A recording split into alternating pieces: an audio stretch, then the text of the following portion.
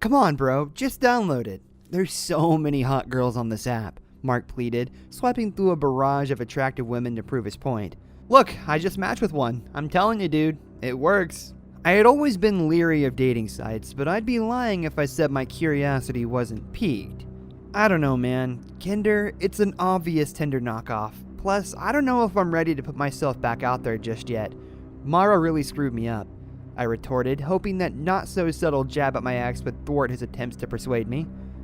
Okay, how long has it been now? 6 months? You gotta move on. You're a great guy, and any girl will be lucky to have you. Just because you picked one bad apple from the bunch doesn't mean they're all rotten. Pulling at my heartstrings, you sly bastard. I'll consider it, alright? Yeah, you won't regret it, Jason. I downloaded the app later that night. I was honestly giddy to test it out. If it worked as well as Mark said it did, I'd be elated. Though I'd never admit it to him, the loneliness was beginning to take a toll on me. Mark was right. It was time to move on. I selected a handful of photos that I thought I looked decent in, hurriedly scrolling past the wall of pictures of Mara and me that I hadn't had the heart to delete. Looking at them always sent a pang of grief jolting through my heart, a constant reminder of the mess I'd made. But it was over. I couldn't change the past, only the future. So with that notion at the forefront of my mind, I steeled my resolve and finally deleted any remaining photos of my ex-girlfriend from my camera roll. After a week, I was a bit underwhelmed at the modest number of girls I'd match with. When I was fortunate enough to kick off an interesting conversation, it usually fizzled out after a day or so. Give it time. You just got back in the game after 2 years of being off the market. You gotta give yourself a chance to learn how to talk to girls again, Mark advised. Here, let me see your phone. I'll try to give you some pointers to set you in the right direction. I sheepishly handed it to him. Come on, dude. You can't simp over these girls. Hey, you're really pretty isn't gonna get you anywhere. Okay, what do you start off with then, Johnny Sins? I start off with a cheesy pickup line. Sometimes it makes them laugh, and it's not a bad way to break the ice. Which one do you use? I queried, hoping to pilfer his. I start off with, are you a parking ticket? Because you have fine written all over you. But you can't steal mine. You have to find your own, he smirked. Ugh, fine. I'll see what Google has to offer. After perusing the internet's bountiful selection of awful pickup lines, I settled on a mildly corny one and began to implement it. The pickup line did little to bolster my already lacking self-esteem. I was feeling dejected, nearly ready to give up on the app altogether, when a notification lit up my screen. Kinder, you got a match. My heart fluttered. I hurriedly typed in my passcode and opened the dating app.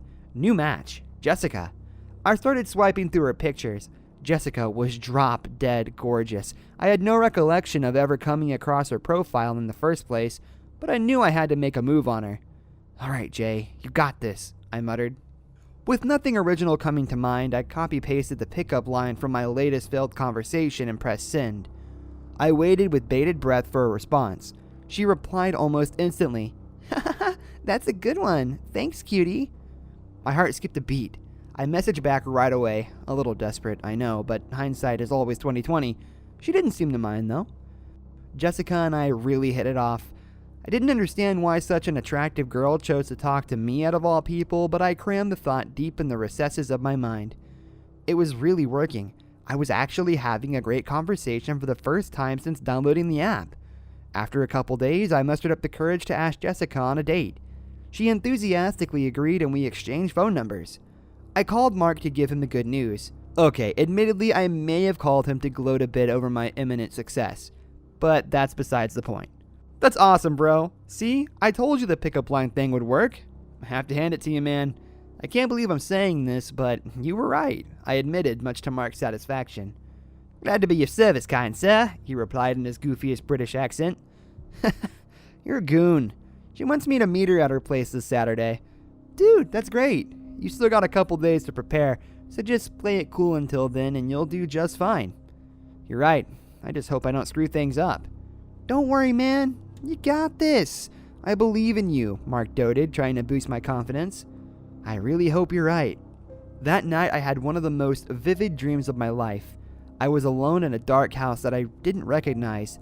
The luminescent glow of the television was my only light source. I wearily stood. I felt tired. So tired. As if I was underwater with cement blocks strapped to my feet.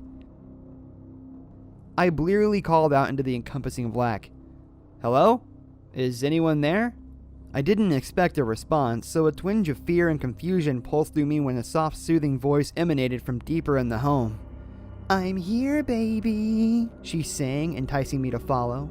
I moved as quickly as my heavy feet would allow, clumsily making my way to the hall. "Where are you?" I shouted. A figure began to emerge from a room at the far end of the hallway.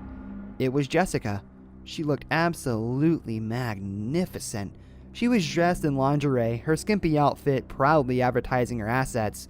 Long brown hair flowed down her back, tapering off nearly halfway down. Her smile captured my heart, beautiful rows of stark white teeth gleaming back at me. Her stunning green eyes connected with mine, paralyzing me with her tantalizing gaze. She glided up to me and gently took my hand, lightly dragging me behind her. My heart pounded in my chest. Joy overtook me as we closed the distance to her room, every second mounting to the glorious crescendo that I was dying to experience. Then, right as we reached the doorway to her room, I heard an alarm clock? My eyes sprung open. Disappointment enveloped me as I realized it was just a dream, but it felt so real. Maybe it was a vision. A passing sense of delight bubbled inside me at the thought. I had the same exact dream every night that followed. Each time, Jessica and I would come so close to passing the threshold of her bedroom only for my alarm to tear me back to consciousness. It was starting to freak me out with the consistency of it all. I reasoned that because Jessica was on my mind all day, my dreams were reflecting that. I tried not to dwell on it and focus on mentally preparing myself to meet Jessica in person. The days leading up to our date were full of anxious anticipation. When the day finally came, I was a bundle of nerves. I made sure to look my best, applying extra deodorant to mask the foul stench of the nervous sweat I was certain would come. I left my house a few minutes before 8, shooting Mark a text to let him know of my departure. I pulled into the driveway and messaged Jessica to let her know that I'd arrived. She instantly replied and told me to let myself in.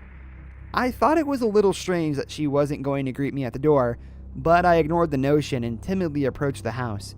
Sweat began to pool above my brow as I pushed open the front door. Once I stepped inside, I froze in utter shock. It was the same house from my dreams. Everything matched, even down to the brown splotch on the carpet. "Hey, I'm here," I stuttered, announcing my presence. "I'm here, J-baby." Jessica's sweet voice floated from within the house, luring me further in. I cautiously trudged into the eerily familiar hall, and there she was. She looked even more gorgeous than she had in my dreams. That long brown hair cascaded down her shoulders. Her petite frame was flawless. Her minuscule amount of clothing hung to her perfect features in a way that only worked to embellish her even further. Her smile stunned me as I stared transfixed into her glistening green eyes. She stood seductively in the doorway, beckoning me closer. My legs involuntarily drifted toward her, and in a matter of seconds, I was standing before the radiant enchantress I'd been so eager to meet. She slipped her soft palm into mine, interlacing our fingers, and pulled me into her room. She led me straight to her bed, where she adopted a promiscuous position atop the covers. "Care to join me?" she giggled. "You know it," I replied, donning my best, sexy voice. I swiftly kicked off my shoes, discarding them at the foot of the bed. I began to approach her, but my foot clumsily caught on the corner of the bed frame, sending me crashing to the floor with a loud thump. "Oh my goodness! Are you alright, sweetie?" Jessica implored, alarmed at my sudden mishap. Yeah, I'm fine," I breathed, preparing to lift myself back up. Before I did so, I caught a glimpse under Jessica's bed. A shriveled, rotten corpse glowered back at me. Hollow, sullen eye sockets cold enough to bore a hole through my chest. Fear coursed through me. At least half a dozen mummified husks littered the floor. It looked as if their life force had been drained, leaving behind only an empty shell. "Are you sure you're okay, hun? Mama can make you feel all better." Yeah, I just need to use the restroom real quick," I lied, shuffling to the hall as surreptitiously as I could. "It's down the hall and to the left. Hurry back now, sweetie," she uttered, a tinge of impatience seeping into her words. "Oh, I will." Once she was out of sight, I bolted to the front door, not caring that I left my shoes behind. I jumped into my car and floored it out of there, tires squealing as they grappled for traction. Jessica tried calling me repeatedly afterward, I blocked her number and deleted Kinder. I receive calls from random numbers occasionally, but I can't definitively say that it's her. I have a sinking feeling that I haven't seen the last of her yet, though, because every now and then I still have the same recurring dream. Only now, I always see how it ends, and I wouldn't wish that nightmare upon anyone. This story has a lot of build-up.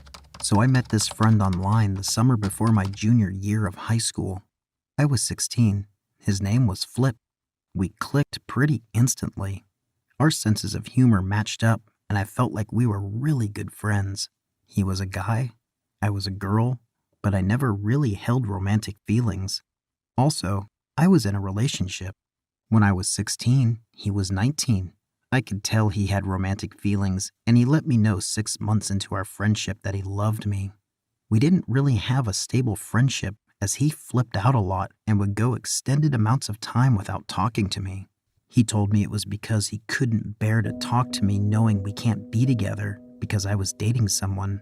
But I now know that it was more of a control thing, and he wanted to stop talking to me to make me feel like I'm missing something. He really hated women. Really disliked women and felt like most are just whores. He told me he felt like I was different, that I was the only true woman he's ever met. Really red flag shit. I was young and didn't really think much of it. Our friendship was only online, iMessaging and FaceTiming. Now, when he went on these tangents where he would abruptly stop talking to me, he would go on Twitter and make offensive, demonizing tweets about me to people, like awful stuff. When he came back, I just ignored that stuff because he would just go back to being funny and nice. I'm building up to our IRL meeting, hang in there with me.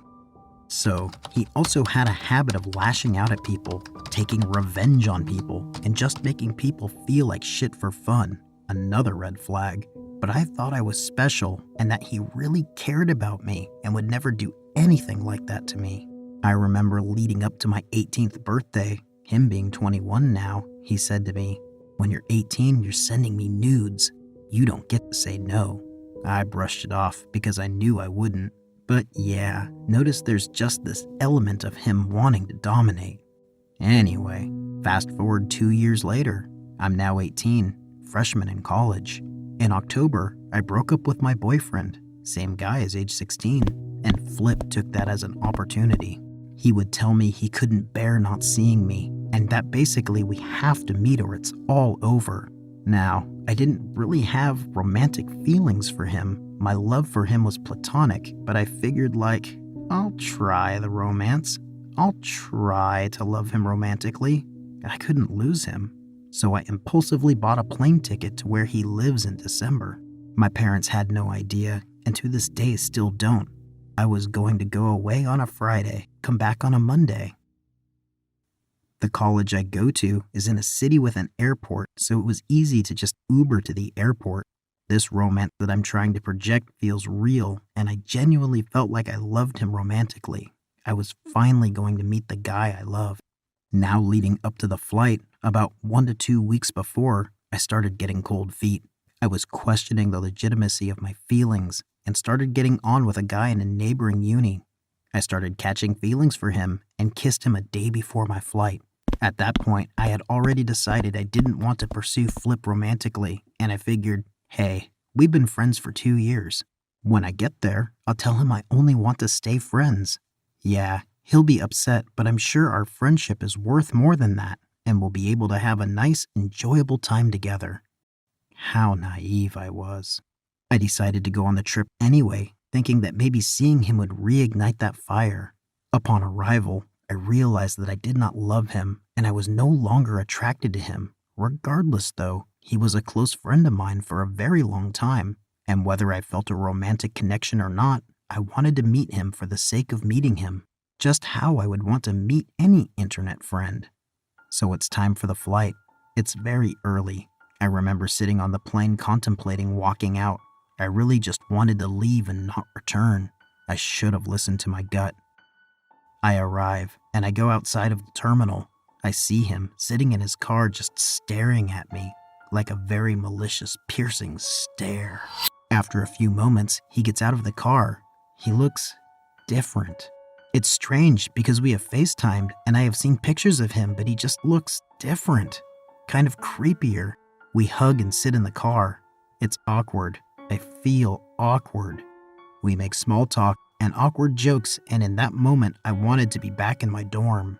We go back to his apartment and we go up to his room. We smoke some weed and I lay down on his bed to sleep. When I wake up, he's spooning me and trying to fondle me.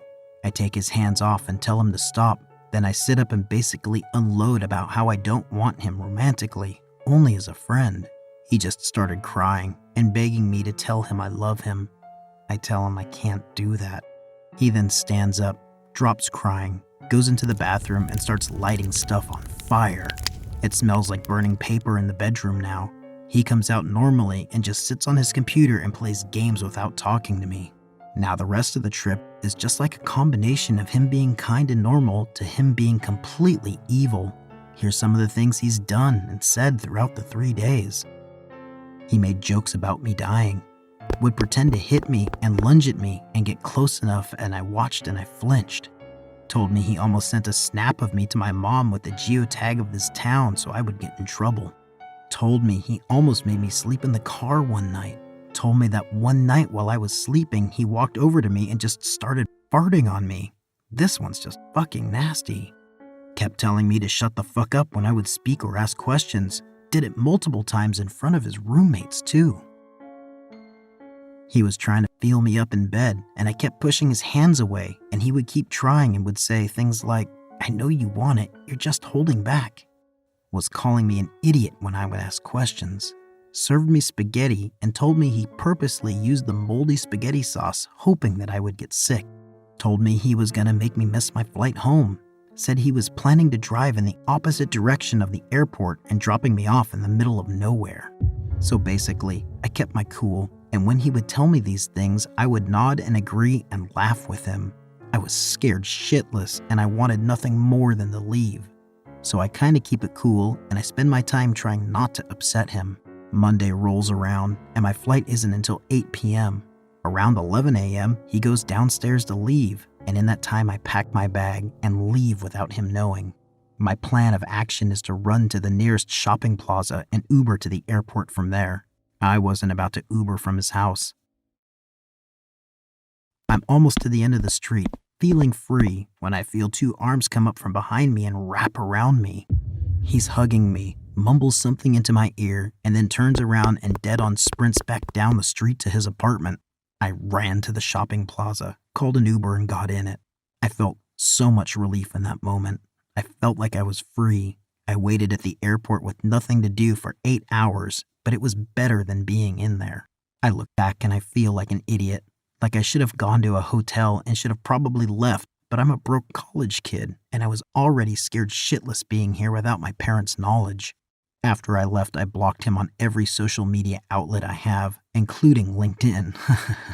He still has tried to contact me regularly for 4 months, but luckily I never told him my address or anything. So, online friend of 2 years, let's not meet again.